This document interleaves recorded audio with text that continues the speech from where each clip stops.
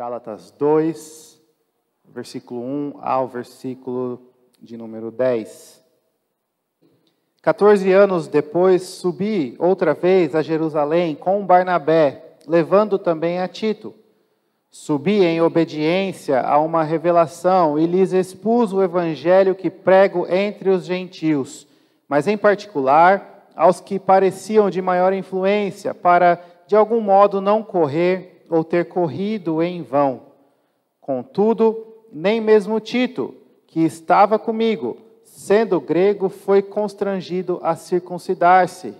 E isto por causa dos falsos irmãos que se entremeteram com o fim de espreitar a nossa liberdade, que temos em Cristo Jesus, e reduzir-nos à escravidão, aos quais nem ainda por uma hora nos submetemos, para que a verdade do Evangelho permanecesse entre vós.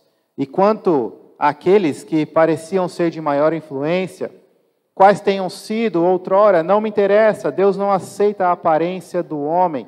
Esses, digo, que me pareciam ser alguma coisa, nada me acrescentaram.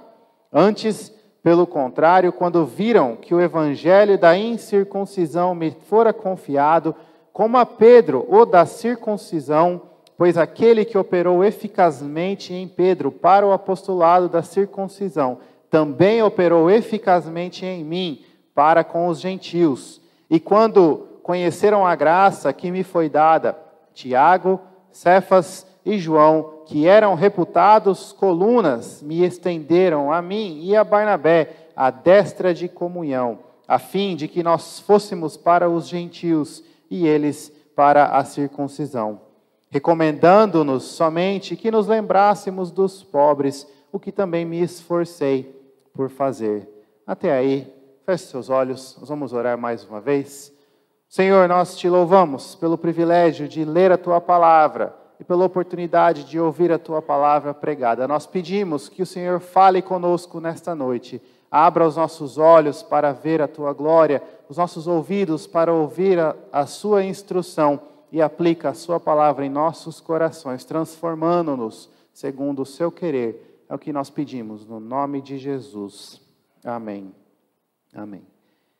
Irmãos, nós vivemos em um país e em um contexto em que nós somos livres.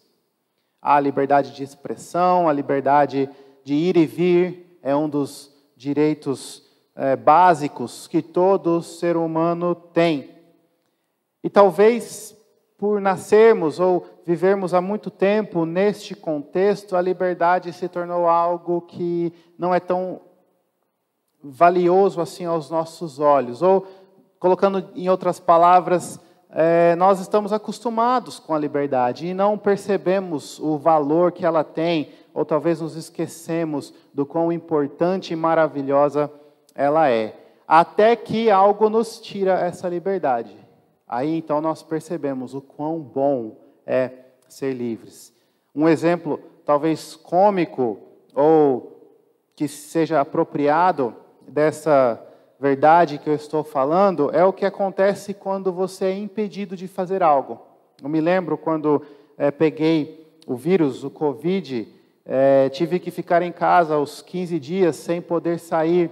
E para ser sincero, irmãos, eu sou uma pessoa que gosto de ficar em casa. Eu gosto de não precisar sair. Mas naqueles dias foram os 15 dias mais difíceis, porque tudo que eu queria fazer era sair de casa. Eu queria ir ao mercado, que eu não gosto de fazer. Eu queria ir até a esquina, passear, dar uma volta, o que normalmente não é a minha primeira opção. Tudo porque eu não podia. Tudo porque a liberdade que eu tenho para fazer essas coisas me foi tirado. Mais uma vez, esse é um exemplo aparentemente simples dessa verdade, mas creio que ilustra bem o que eu estou dizendo. A liberdade, ela é valiosa, ela é maravilhosa, e nós percebemos o valor dela quando ela nos é tirada. O que aconteceu com Paulo aqui, neste texto que nós lemos, é que alguns irmãos, ou como Paulo disse, falsos irmãos, tentaram roubar a liberdade dele.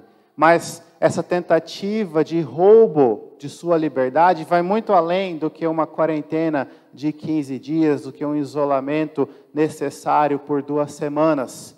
era o roubo da liberdade do Evangelho. Era algo que iria aprisionar a Paulo, que iria trazer Paulo e seus companheiros a um estado de escravidão. Por isso, Paulo defende a sua liberdade. Paulo luta pelo Evangelho com unhas e dentes. E o que nós aprendemos então neste texto é que Paulo é irredutível em sua defesa do Evangelho, suficiente e abrangente. Paulo é irredutível, ele não cede em momento nenhum em sua defesa pelo Evangelho. O Evangelho que é suficiente e abrangente. Nós vamos ver primeiro, então, do versículo 1 a 5, a suficiência do Evangelho. O Evangelho é suficiente, por isso Paulo não cede em sua defesa. Vejamos como Paulo começa este texto. Ele diz assim: 14 anos depois, subi outra vez a Jerusalém com Barnabé, levando também a Tito.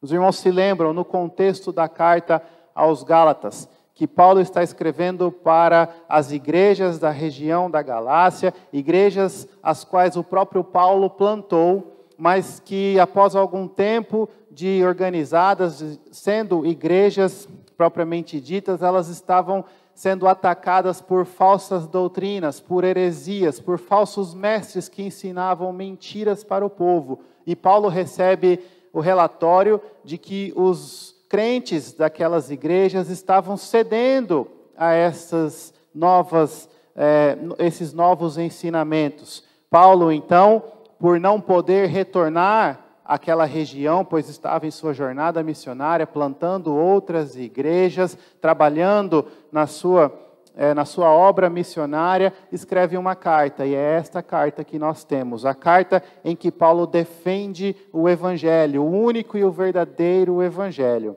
Paulo começa a carta demonstrando a urgência da sua mensagem. Ele vai da saudação diretamente à exortação, ao contrário de outras cartas em que ele escreve um trecho de louvor a Deus e agradecimento pela vida daqueles irmãos. E Paulo, então, após essa primeira exortação, começa a defender o seu apostolado. E nós vimos semana passada que a defesa do apostolado de Paulo é a defesa do próprio Evangelho. Paulo está defendendo a sua imagem para autenticar ainda mais a mensagem que ele pregava. E Paulo faz isso contando a sua experiência, mostrando que ele foi comissionado pelo próprio Jesus Cristo, que ele é um apóstolo assim como os outros apóstolos, que ele tem a mesma autoridade que os apóstolos em Jerusalém, e a mensagem que ele prega é a mesma mensagem, a mensagem do Evangelho. Paulo, então, no capítulo 2, continua a recontar a sua história, e ele diz: 14 anos depois, subi outra vez a Jerusalém. 14 anos depois, nos gera uma dúvida, depois do quê? Há duas opções. A primeira é depois da sua conversão. Os irmãos se lembram que ele recontou a sua conversão no capítulo 1, 14 anos após a conversão. A segunda opção é 14 anos após a primeira ida de Paulo a Jerusalém. Lembrem-se, mais uma vez, no capítulo 1, ele disse: depois de 3 anos de convertido, então eu fui a Jerusalém, conheci a Pedro e conheci a Tiago, irmão de Jesus. 14 anos depois, seja depois da conversão, ou seja depois da primeira ida de Paulo a Jerusalém, o fato é que Paulo subiu a Jerusalém já tendo uma experiência de mais de uma década pregando o Evangelho de Cristo para os gentios. Paulo diz que ele não foi sozinho a Jerusalém, ele foi com Barnabé e levou também a Tito. Barnabé, um personagem conhecido no Novo Testamento, é um dos auxiliares de Paulo, companheiros de Paulo, um dos mais fiéis companheiros de Paulo em sua viagem, em suas jornadas. E Tito era como um filho para Paulo, um jovem que foi treinado por Paulo, que auxiliou a Paulo em muitas de suas viagens e depois foi até enviado por Paulo para pastorear igrejas, as quais Paulo não poderia pastorear por estar em outros locais. Tito era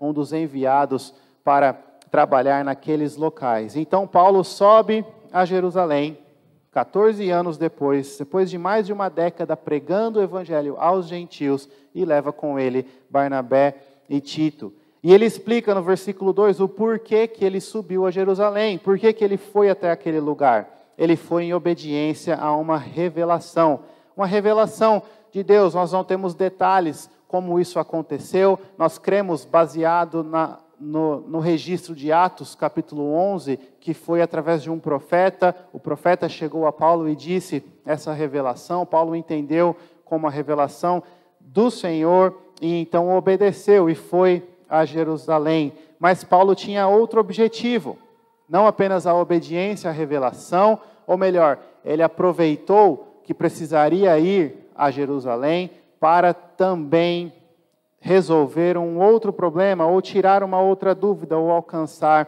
um outro objetivo, que é o que ele diz no final do versículo 2, para conferir, para verificar se de algum modo ele não estava correndo ou não correu em vão. Paulo sobe a Jerusalém em resposta a uma revelação. Lá em Jerusalém ele se encontra com os mais influentes da igreja. Nós entendemos aqui, porque ele menciona depois, nos versículos adiante, serem os apóstolos, Pedro, João, os apóstolos em Jerusalém. Paulo se encontra com esses homens influentes, os líderes da igreja, os pilares da igreja, e verifica se ele não estava correndo em vão. A dúvida, então, que vem à nossa mente é como poderia Paulo estar correndo em vão? Como poderia tudo que Paulo já fez na última década, mais de uma década, ser em vão? Obviamente, Paulo não foi aos apóstolos confirmar o evangelho que ele pregava, para realmente ter certeza de o que ele pregava era o verdadeiro evangelho. Ele já sabia disso. Ele tinha mais de uma década de experiência pregando o evangelho. Ele tinha plena convicção na mensagem que ele pregava. Ele mesmo diz no capítulo 1, se alguém pregar algo contrário do que eu preguei, até eu mesmo disser algo contrário do que foi dito, seja anátema. Paulo tinha total convicção na mensagem que ele pregava, mas a possibilidade de estar correndo em vão era a possibilidade de os outros apóstolos estarem também cedendo a esses falsos ensinamentos, ou estarem ensinando um evangelho diferente do de Paulo. Deste modo, os esforços de Paulo seriam em vão, pois Paulo puxaria para um lado e os outros apóstolos para o outro, e ninguém chegaria em lugar nenhum. Paulo obedece a uma revelação, se encontra com os pilares da igreja, os apóstolos em Jerusalém, e verifica se ele não estava correndo em vão. Mas neste contexto, enquanto Paulo fazia isso, ele sofre um ataque pelos falsos irmãos. Paulo usa termos aqui de espionagem, dizendo que esses homens se infiltraram no meio do povo em Jerusalém, da igreja em Jerusalém, para espionar, para tentar tomar a liberdade de Paulo e seus companheiros. Mas como que eles tomariam essa liberdade? Através da exigência da circuncisão de Tito. Porque Tito, esse aprendiz de Paulo, esse seguidor de Paulo, era grego, não era judeu, ele era um gentil. Obviamente, não cresceu nos costumes do povo judeu e não tinha sido circuncidado. Esses homens, então, tentaram forçar Tito a ser circuncidado. E Paulo diz, nesses versículos, que não cedeu, no versículo 5, nem ainda por uma hora se submeteu. Para quê? Para que a verdade do evangelho permanecesse entre vós. Versículo 4, Paulo diz, esses falsos irmãos se espreitaram para roubar, tirar a nossa liberdade, a liberdade que temos em Cristo Jesus. Irmãos, o que nós aprendemos nessa história que Paulo conta, nessa tentativa de forçar Tito a se circuncidar, é que Paulo defende a suficiência do Evangelho. Paulo defende a suficiência do Evangelho, o Evangelho que é o Evangelho da liberdade. Porque o que esses falsos irmãos estavam tentando fazer é adicionar ao Evangelho. É mais ou menos assim, eles se encontraram com Tito, falaram, olha, quem é você? Eu sou Tito, eu estou aqui com Paulo, e você já é um cristão, Tito, você aceitou ao Senhor Jesus, você ama ao Senhor Jesus? Sim, eu creio em Jesus Cristo, Ele é o meu Salvador. Legal, Tito, muito bom, mas você já foi circuncidado? Não, ainda não. Então nós temos um problema, você ainda não é um filho de Deus, você ainda não é salvo. Porque a fé em Jesus Cristo não é o suficiente. Você precisa também se submeter às leis do Antigo Testamento. E lá no Antigo Testamento, nós vemos que todos que pertencem ao povo de Deus precisam ser circuncidados. Esses irmãos estavam adicionando condições, adicionando requisitos para a salvação. E Paulo é irredutível em sua defesa, não submete nem por uma hora, e não permite que Tito fosse circuncidado, porque Paulo está defendendo o Evangelho que é o suficiente. Irmãos, as leis do Antigo Testamento cumpriram o seu propósito. Deus usou as ordenanças, as tradições, os costumes e as leis daquele povo para daquele povo trazer o Salvador, o Messias. E como o próprio Cristo disse, ele não veio para abolir a lei, mas para cumprir com a lei. E Paulo, sendo chamado pelo próprio Senhor Jesus Cristo, assim como os outros apóstolos que nós vamos ver, entendiam que a lei cerimonial, os rituais, as tradições do povo judeu já serviram o seu propósito. Eles eram tipos e sombras do Senhor Jesus Cristo que viria. Em Cristo Jesus, o povo não precisava mais ser circuncidado, o povo não precisava mais cumprir com as leis de dieta, não eram mais proibidos a comer carnes imundas, carnes de porco, por exemplo, e outras tradições, outras leis, porque essas leis já cumpriram o seu propósito, o propósito que era a preservação e a continuação de um povo, para que desse povo viesse o Salvador Jesus Cristo. Cristo Jesus é o cumprimento dessas leis, é o cumprimento dessas ordenanças. A circuncisão é uma delas. Para se tornar povo de Deus, não é necessário a circuncisão, é necessário a fé em Jesus Cristo. Assim como no Antigo Testamento também, o Antigo Testamento ensina que é a circuncisão do coração que importa. O ato externo da circuncisão era apenas um sinal visível de quem era parte do povo de Deus, mas mais importante do que o sinal visível era o coração temente a Deus, o coração que cria e servia ao Deus Todo-Poderoso, que olhava para as promessas de Deus pela fé, esperando a vinda do Messias. Paulo entendia isso, e Paulo não permite que esses falsos irmãos roubem a sua liberdade, adicionando práticas ao Evangelho. Não é necessário as práticas que essas pessoas ensinavam para a salvação. A salvação, ela é pela graça, mediante a fé em Jesus Cristo apenas. Se você crê em Jesus Cristo, Tito cria em Jesus Cristo. Tito era um filho de Deus, um grego gentil que se tornou parte do novo Israel, do novo povo de Deus, pela fé no Senhor Jesus Cristo. Paulo é irredutível. Paulo defende com todas as forças o Evangelho, porque o Evangelho é suficiente. Isso se aplica a nós nos dias de hoje, porque nós precisamos entender a suficiência do Evangelho.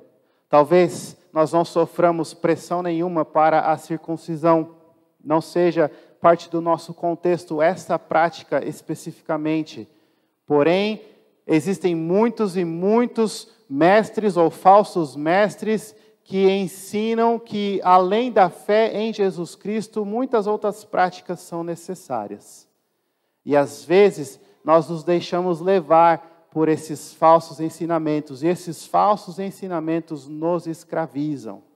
Mais uma vez nós vimos, semana passada e na semana anterior, que o Evangelho é exclusivo, que não há outra opção ao Evangelho. O que nós estamos vendo aqui é que, além de não ter segunda opção ao Evangelho, nada possa substituir o Evangelho. Nós aprendemos aqui também que nada pode adicionar o Evangelho. O Evangelho não precisa ser melhorado, não precisa ser aumentado, nem diminuído. O Evangelho é o suficiente para a salvação. Você crê no Senhor Jesus Cristo, na sua morte e ressurreição, você é salvo, você é um filho de Deus. Independente se você foi circuncidado ou não, independente de onde você nasceu, de quem é sua família, independente das suas origens, a fé em Jesus Cristo é tudo o que é necessário e é o suficiente para a salvação. Paulo nos mostra, através da sua defesa, a suficiência do Evangelho. Irmãos, o Evangelho é o suficiente. Nós não precisamos adicionar. Talvez você esteja ainda se perguntando, mas como que há a possibilidade de adicionar ao Evangelho nos dias de hoje? Uma das mais comuns é transformando usos e costumes em regras e doutrinas. Pessoas que acham que se nós mudarmos o horário da escola dominical para as 9h30, nós estamos quebrando a lei de Deus e não somos crentes. Pessoas que acham que se você não se veste com tal e tal roupa, você não é um cristão. Além da fé em Jesus Cristo, você precisa se encaixar em uma lista de regras, em uma lista de determinações, para que assim você possa ser um filho de Deus. Você não pode fazer isso, não pode fazer aquilo. Você não pode usufruir de tal bebida, você não pode usufruir de tal comida, você não pode usar tal meio de entretenimento, você não pode fazer isso ou aquilo. E é essas práticas que determinam se você é um filho de Deus ou não. Esse ensinamento é contrário ao Evangelho. O Evangelho é o Evangelho da liberdade, a liberdade em Jesus Cristo.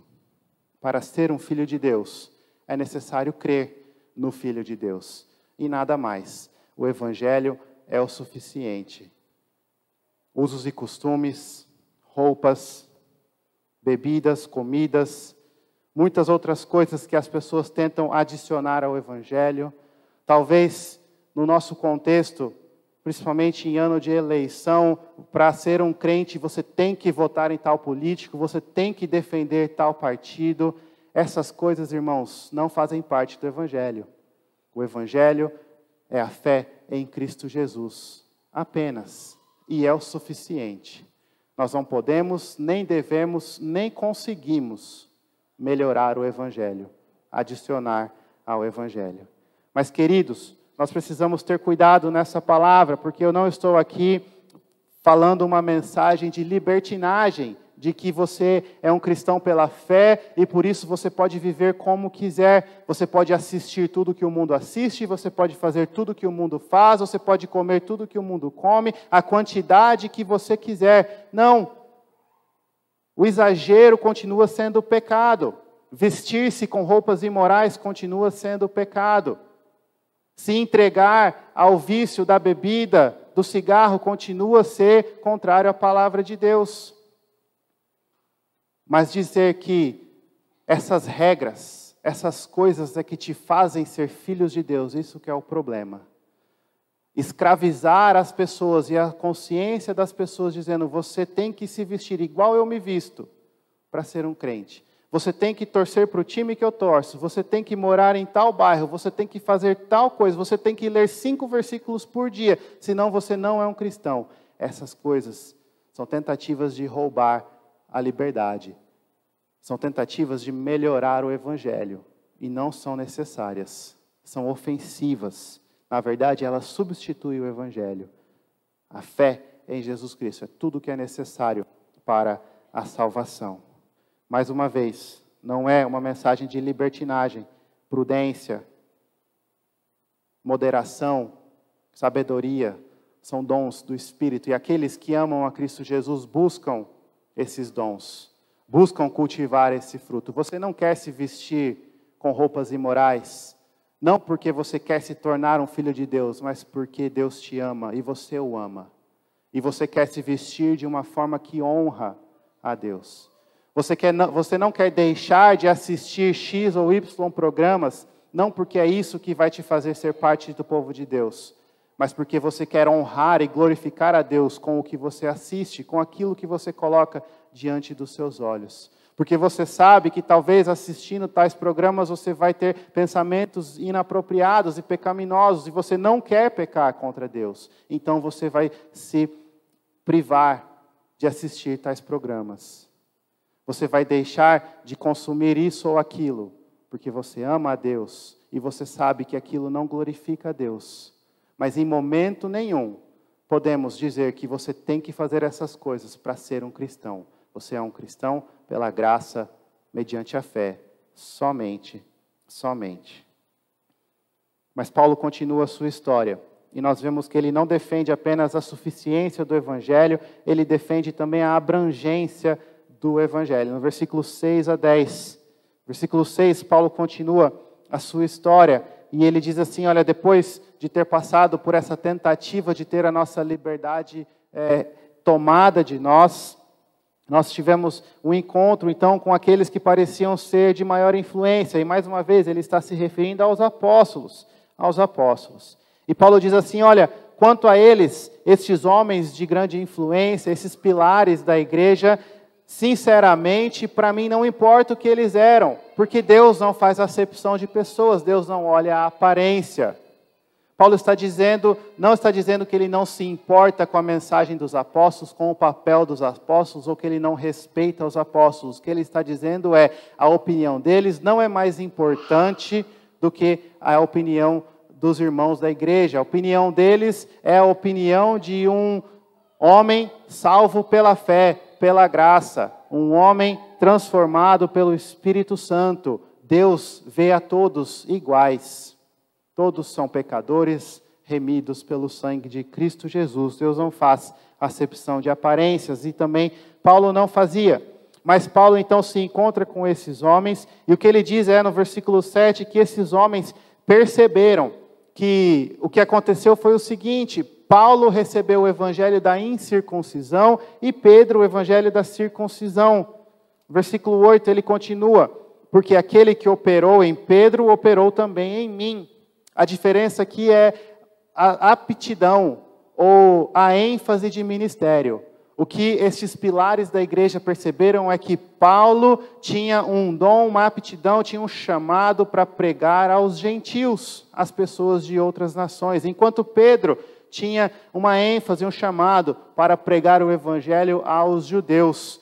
Mas ambos, Pedro e Paulo, foram chamados pelo mesmo Senhor, pelo Senhor Jesus Cristo. E aquele que trabalhou em Pedro, trabalhou em Paulo.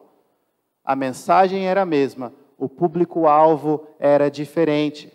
No versículo 9, Paulo continua, quando conheceram a graça que me foi dada, e aqui ele menciona os apóstolos Tiago, Cefas, que é Pedro, e João, reputados colunas, os pilares da igreja. Paulo diz, olha, eles estenderam a destra da comunhão a mim, e não acrescentaram nada ao que eu pregava.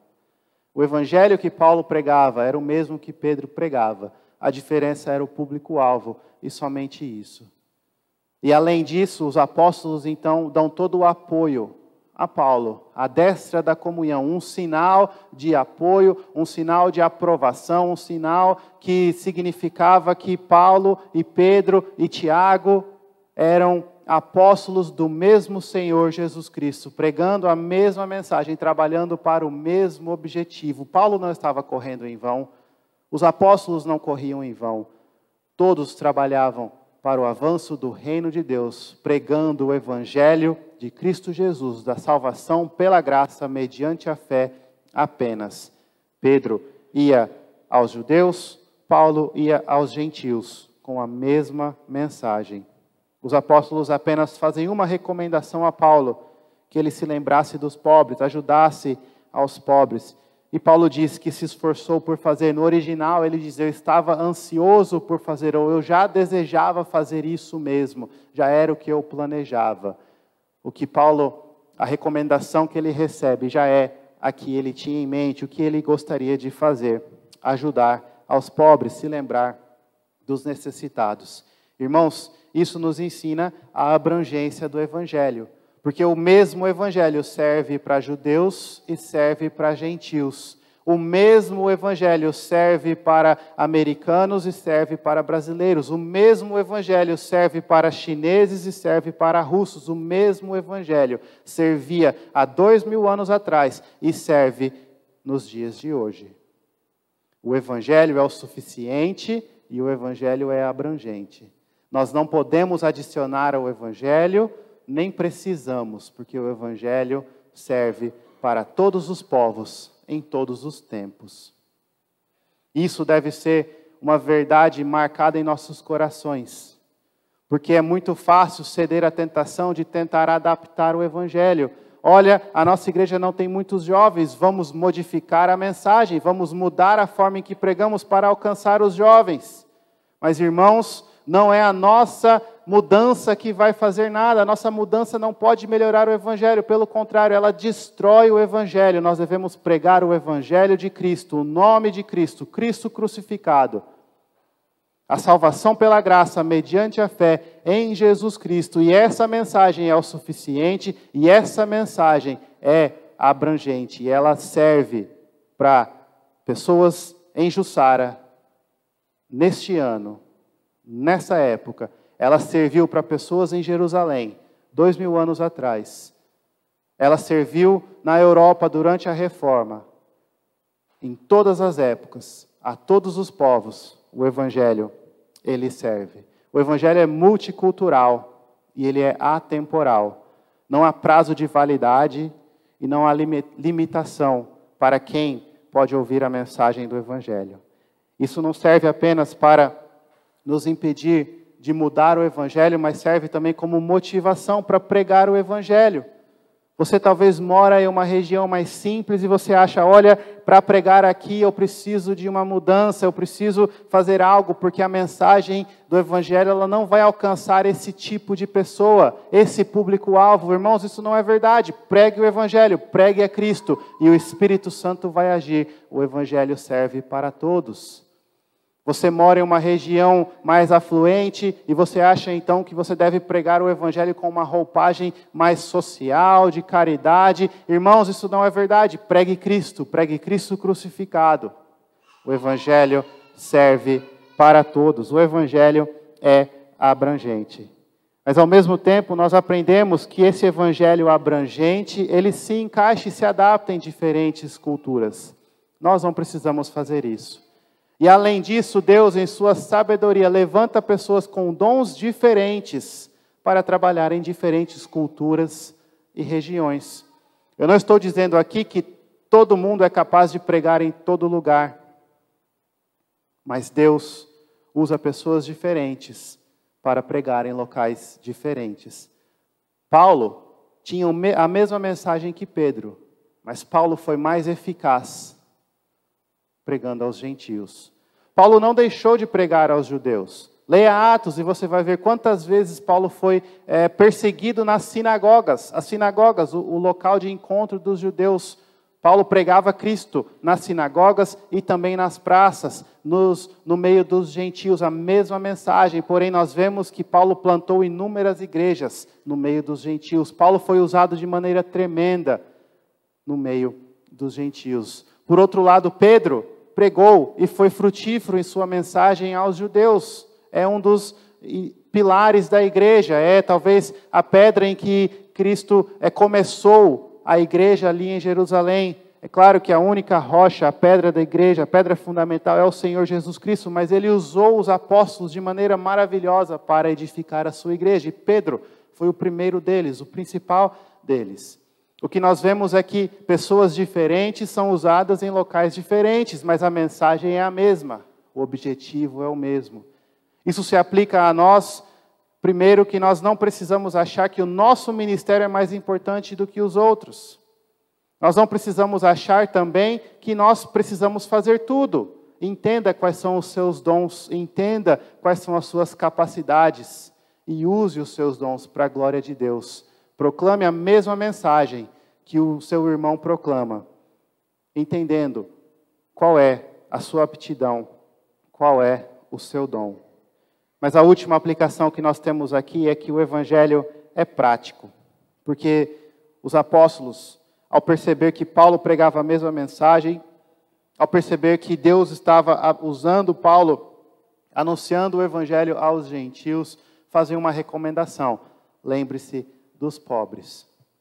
O Evangelho é o suficiente, ele é abrangente e ele também transforma a maneira que nós agimos. Não é apenas uma filosofia, não é apenas um modo de pensar, mas é aquilo que dita a nossa vida, a nossa prática. Ele nunca para, o Evangelho nunca para na sala de aula, no momento de estudo a sós.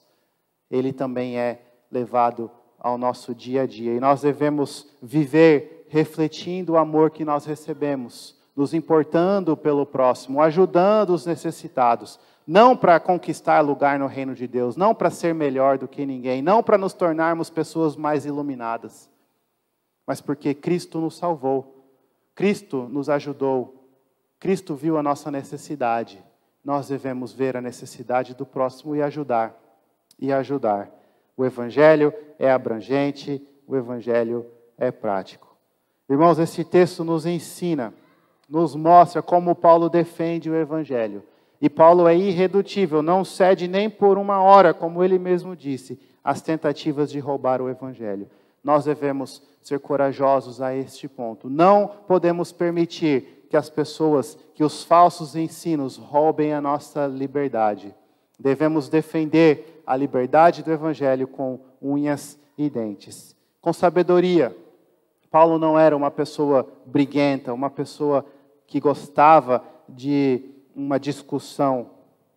Mas às vezes Paulo entendia que ceder em um pequeno detalhe, apenas a circuncisão de Tito, vai doer um pouquinho, mas já passa, vai evitar muita dor de cabeça. Naquele momento era vender toda a sua liberdade, era comprometer o próprio Evangelho. Que nós tenhamos a sabedoria para entender quando isso está acontecendo em nossas vidas e a coragem para defender o Evangelho, como Paulo fez. O Evangelho que é suficiente e abrangente.